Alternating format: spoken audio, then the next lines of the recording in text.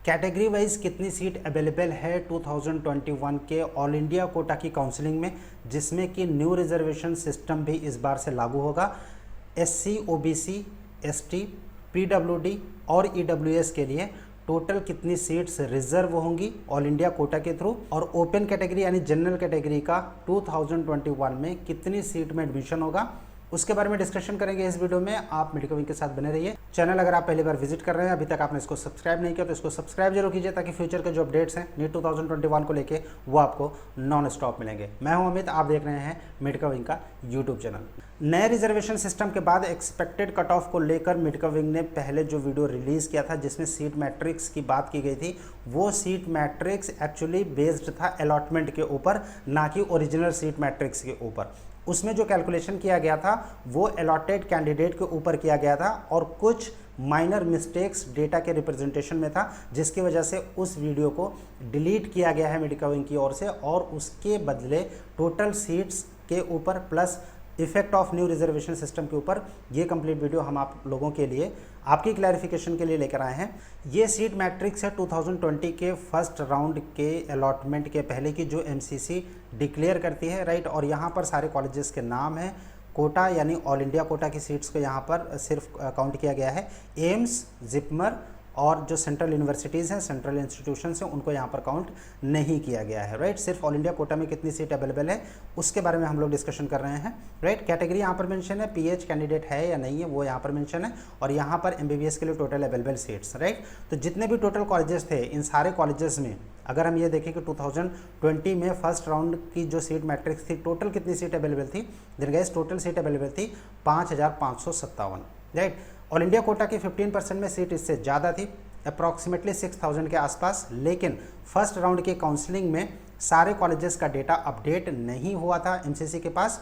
जिनका नहीं हुआ था, जिन कॉलेजेस का, उनको सेकेंड राउंड में ऐड किया गया था। ये इसलिए होता है क्योंकि हर बार कॉलेजेस को जो कंप्लीट सीट की इन्फॉर्मेशन है वो एमसीसी के पास भेजनी पड़ती है, और एमसीसी उसके बाद सीट मैट्रिक्स डिसाइड करता है। यूपी का एक कॉलेज जो कि गोरखपुर में है, बीआरडी मेडिकल कॉलेज, इसकी जो काउंसलिंग थी फर्स्ट राउंड की काउंसलिंग में 2020 में, इसकी सीट अवेलेबल नहीं थी एमसीसी पर, इस वजह से फर्स्ट राउंड में इसके चॉइस का ऑप्शन अवेलेबल नहीं था। इसी तरीके से कुछ और कॉलेजेस भी थे जिनके जो इन्फॉर्मेशन थी एमसीसी के पास नहीं थी, और जिसकी वजह से फर्स्ट राउंड में इन कॉलेजेस की सीट का जो डिटेल है वो फर्स्ट राउंड की सीट मैट्रिक्स में नहीं था। हालांकि सेकेंड राउंड में इन कॉलेजेस को ऐड किया गया था। हम लोग जो डेटा एनालिसिस कर रहे हैं वो फर्स्ट राउंड की सीट पर ही कर रहे हैं, राइट। सो यहाँ पर जब आप देखेंगे टोटल कंप्लीट सीट्स, तो यहाँ पर आपको दिखेगा 5557, और जब आप कैटेगरी वाइज देखेंगे यानी ईडब्ल्यूएस का अगर आप देखना चाहेंगे, तो फिर यहाँ पर आपको जो कंप्लीट सीट दिखेगी वो होगा 27, और अगर आप ओबीसी के बारे में देखेंगे तो ओबीसी को यहाँ पर आपको टोटल सीट दिखाई देगा 73। यानी ये टोटल ओबीसी और ईडब्ल्यूएस का जो रिजर्वेशन सिर्फ और सिर्फ 2020 में सेंट्रल इंस्टीट्यूशंस में था, राइट, इन सारे कॉलेजेस में और ईएसआईसी के कॉलेजेस में था। इसी वजह से यहाँ पर सीट बहुत कम दिखाई दे रही है आपको 73। लेकिन 2021 में जो सीट है वो ज़्यादा होगी। वो कितनी होगी वो अभी हम आपको इस एक्सेल के थ्रू बताने की कोशिश करेंगे, राइट। ये all India quota seat matrix 2020 की डिटेल है।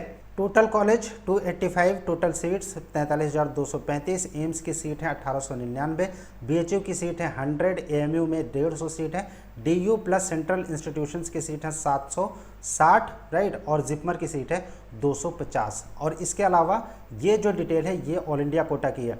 2020 में 5557 टोटल सीट में से 4209 सीट ऐसी थी जिन पर जनरल, ओबीसी और ईडब्ल्यूएस का जो एडमिशन हो सकता था मेरिट के बेसिस पे, राइट। ईडब्ल्यूएस के लिए स्पेशली रिजर्व थी 27 सीट सिर्फ सेंट्रल इंस्टीट्यूट में, राइट, और ओबीसी के लिए ये रिजर्व था 73 ईएसआईसी और सेंट्रल इंस्टीट्यूट को मिला के। ईडब्ल्यूएस का भी ईएसआईसी और सेंट्रल इंस्टीट्यूट को मिला के था, राइट। ये टोटल सीट इतनी सीट रिजर्व थी ईडब्ल्यूएस और ओबीसी की। एससी के लिए 833 सीट थी, एसटी के लिए 415 सीट थी, और पीडब्ल्यूडी के लिए सारी कैटेगरीज में, पीडब्ल्यूडी का हॉरिजॉन्टल रिजर्वेशन होता है इसलिए पीडब्ल्यूडी का 263 सीट अवेलेबल था, राइट। अब इन सारी सीट में 5557 सीट में ऑल इंडिया कोटा के थ्रू 2020 में जो अलॉटमेंट हुआ था, जनरल ओपन जो सीट थी 4209, इनमें जनरल कैंडिडेट का अलॉटमेंट हुआ था 2484 कैंडिडेट का। ईडब्ल्यूएस के जो कैंडिडेट थे 27 रिजर्व सीट को छोड़ के, ये जो 340 अलॉटेड हैं इनमें ये 27 इंक्लूडेड है, राइट। 340 कैंडिडेट का अलॉटमेंट हुआ था ओपन सीट में। ओबीसी के 1484 कैंडिडेट का अलॉटमेंट हुआ था ओपन सीट में, जो 4209 सीट हैं इनके अंदर, राइट। और ये कंप्लीट अगर हम इसको काउंट करते हैं तो फिर ये जो टोटल सीट यहाँ पर आती है वो 5557 बन के आता है, राइट। और एससी का जो अलॉटमेंट हुआ था 840 कैंडिडेट का हुआ था। एसटी में 409 कैंडिडेट का अलॉटमेंट हुआ था 2020 के फर्स्ट राउंड की काउंसलिंग में, करेक्ट। अब 2021 में रिजर्वेशन लागू हो रहा है, और रिजर्वेशन लागू होने के केस में क्या होगा, ईडब्ल्यूएस के पास 555 सीट रिजर्व होंगी, ओबीसी के पास 1500 सीट रिजर्व होगी, राइट। एससी और एसटी में कोई फर्क नहीं पड़ेगा क्योंकि पहले से ही रिजर्वेशन सिस्टम इनके लिए था। पीडब्ल्यूडी का भी कोई फर्क नहीं पड़ने वाला है, राइट। 263 सीट्स इनके पास रहेंगी ही रहेंगी। हालांकि ईडब्ल्यूएस और ओबीसी के जो कैंडिडेट हैं वो रिजर्व कैटेगरी की सीट जो ये 1500 सीट है इसमें शामिल होंगे, करेक्ट। तो यहाँ पर जो ऐसे कैंडिडेट हैं जो ओबीसी या फिर ईडब्ल्यूएस से पीडब्ल्यूडी से बिलोंग करते हैं, अगर वो अप्लाई करते हैं उस कॉलेज में, किसी एक कॉलेज में जहाँ पर उस कैटेगरी की सीट अवेलेबल है, तो फिर वहाँ पे उनको रिजर्वेशन का बेनिफिट मिलेगा, राइट। नए रिजर्वेशन सिस्टम लागू हो जाने के बाद कैंडिडेट का कंसर्न ये है कि ओबीसी को बहुत ज़्यादा बेनिफिट होने वाला है और जनरल का बहुत ज़्यादा नुकसान होने वाला है। गाइज ऐसा बिल्कुल नहीं है, ओबीसी को फ़ायदा उतना नहीं होगा जितना कि एक्सपेक्ट आप लोग कर रहे हैं या फिर कोई भी कैंडिडेट अगर कर रहे हैं, क्योंकि 1500 सीट रिजर्व हो रही है और 1484 का अलॉटमेंट ऑलरेडी होता था 2020 में, या उससे पहले भी जितनी सीट रिजर्व हो रही है अब इतने प्रोपोर्शन में कैंडिडेट का ऑलरेडी अलॉटमेंट होता था मेरिट के बेसिस पे। मेरिट के बेसिस पे कैसे होता है, मेरिट का जो एलोकेशन होता है, MRC meritorious reserve category candidate, a candidate of OBC SC ST EWS category who has been allocated a unreserved seat on the basis of overall merit. यानी कि 4209 जो टोटल सीट ओपन के लिए available थी उसमें general का भी admission होता था, ओबीसी का भी होता था और ईडब्ल्यूएस का भी होता था मेरिट के बेसिस पे। लेकिन अब 2021 में रिजर्वेशन के बाद ईडब्ल्यूएस का रिजर्वेशन की सीट पे ईडब्ल्यूएस का एडमिशन होगा, ओबीसी की रिजर्व सीट पर सिर्फ ओबीसी का एडमिशन होगा। आपके पास एक क्वेश्चन होगा कि जो जनरल की सीट है क्या यहाँ पर भी ओबीसी या फिर ईडब्ल्यूएस का एडमिशन होगा। सो स्टूडेंट्स एडमिशन होगा, लेकिन मेरिट अगर आएगी तब।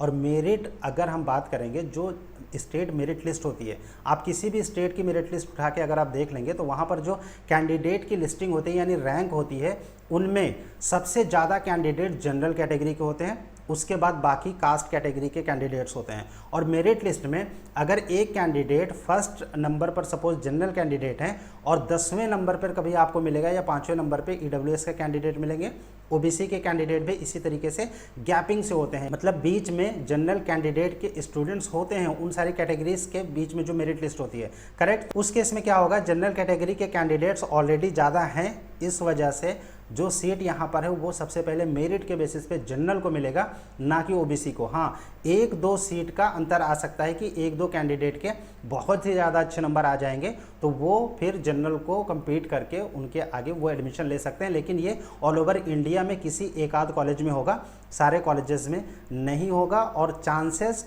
ओबीसी कैंडिडेट के या ईडब्ल्यूएस कैंडिडेट के जनरल की सीट पर एडमिशन लेने के 0.1% आप बोल सकते हैं कि 0.1% है, बहुत ही नॉमिनल चांसेस है, बिल्कुल ना के बराबर, क्योंकि जो मेरिट लिस्ट होती है उनमें जनरल कैंडिडेट्स के नंबर्स ज़्यादा होते हैं और जो कैटेगरी के स्टूडेंट्स होते हैं वो कम होते हैं, जिसकी वजह से इनका रिजर्वेशन ऑलरेडी मिलेगा ही मिलेगा। यानी ईडब्ल्यूएस और ओबीसी को रिजर्व सीट पर उनकी जो हायर मेरिट के स्टूडेंट्स हैं उनका प्लेसमेंट हो जाएगा। अब हायर मेरिट के स्टूडेंट्स जब उस मेरिट लिस्ट से निकल जाएंगे तो जो बचे हुए कैंडिडेट होंगे वो सिर्फ जनरल के होंगे और मेरिट के बेस पे उनका अलॉटमेंट होगा। थोड़ा सा यहाँ पर अगर आप समझने की कोशिश करें कि 2020 में जो ओपन और ईडब्ल्यूएस का टोटल अलॉटमेंट होता था, ओपन सीट पर जनरल और ईडब्ल्यूएस का, ये 2020 में 2824 कैंडिडेट का अलॉटमेंट हुआ है। रिजर्वेशन आने के बाद जनरल और ईडब्ल्यूएस को टोटल 2809 सीट मिलेगी, राइट। यहाँ पर जो ओबीसी का रिजर्वेशन हुआ इसकी वजह से थोड़ा सा माइनर डिफरेंस आएगा जनरल कैंडिडेट में। कट ऑफ के ऊपर अगर असर की बात करें, देन स्टूडेंट्स जो डिटेल मेडिका विंग ने एक्सपेक्टेड कट ऑफ 2021 की प्रीवियस वीडियोस में रिलीज़ की है बिल्कुल वैसा ही रहने वाला है नए रिजर्वेशन सिस्टम आने के बाद। ईडब्ल्यूएस को फ़ायदा होगा, लेकिन जो मार्क्स में डिफरेंस आएगा वो मैक्सिमम 1 या 2 नंबर का आएगा, क्योंकि कैंडिडेट्स एक मार्क्स पर बहुत सारे होते हैं। रैंक जो है कैंडिडेट्स का वो अलग अलग होता है, लेकिन एक मार्क्स पर कई सारे रैंक के स्टूडेंट्स होते हैं, इसलिए बहुत ज़्यादा डाउन नहीं जाने वाला है। 1 या 2 नंबर का डिफरेंस आ सकता है ऑल इंडिया कोटा में, वो भी ईडब्ल्यूएस कैंडिडेट के लिए। एससी और एसटी का इस रिजर्वेशन सिस्टम से कट ऑफ पर कोई असर नहीं पड़ने वाला है। स्टेट की जो काउंसलिंग होती है उनमें फ़र्क पड़ेगा सिर्फ और सिर्फ ईडब्ल्यूएस के कैंडिडेट के ऊपर, वहाँ पर कट ऑफ डाउन जाएगा, लेकिन बहुत ज़्यादा डाउन नहीं जाने वाला है। हाँ, बेनिफिट होगा ईडब्ल्यूएस के कैंडिडेट को। स्टेट के बाकी कैटेगरी के जो स्टूडेंट्स हैं, ओबीसी या फिर एससी या फिर एसटी, उन पे कोई भी असर नहीं पड़ने वाला है, क्योंकि जो डिफरेंस है ओबीसी कैंडिडेट का रिजर्वेशन का allotted seat plus new reservation system से, वो बहुत ज़्यादा नहीं है। 2021 में नए कॉलेजेस ऐड होंगे और उस केस में ये जो टोटल सीट है ये बढ़ेगी और उसी प्रोपोर्शन से हर कैटेगरी के लिए सीट्स अवेलेबल होंगी, सीट बढ़ेगी। एमसीसी जब काउंसलिंग करेगी उस समय काउंसलिंग स्टार्ट होने के ठीक पहले complete seat matrix MCC release करेगी। मिडका विंग उसके बारे में अपडेट करेगा 2021 की जब काउंसलिंग स्टार्ट होगी नीट के रिजल्ट आने के बाद। आप मिडका विंग के साथ बने रहिए। आपका अगर कोई क्वेश्चन है, आप कुछ पूछना चाहते हैं, आप हमें कमेंट बॉक्स में कमेंट कर सकते हैं, या फिर वीडियो में जो अभी नंबर शो हो रहा है स्क्रीन पर, इस नंबर पर आप हमें व्हाट्सअप भी कर सकते हैं। नेक्स्ट के वीडियो में गाइस एम्स और बीएचयू, एएमयू प्लस डीयू और सेंट्रल इंस्टीट्यूट में कैटेगरी वाइज, जिपमर में भी कैटेगरी वाइज टोटल कितनी सीट्स अवेलेबल हैं ऑल इंडिया कोटा के थ्रू, जिसमें कि 100% सीट का अलॉटमेंट एमसीसी के थ्रू होगा, उनकी सीट मैट्रिक्स के बारे में बात करेंगे। आप बने रहिए मिडका विंग के साथ।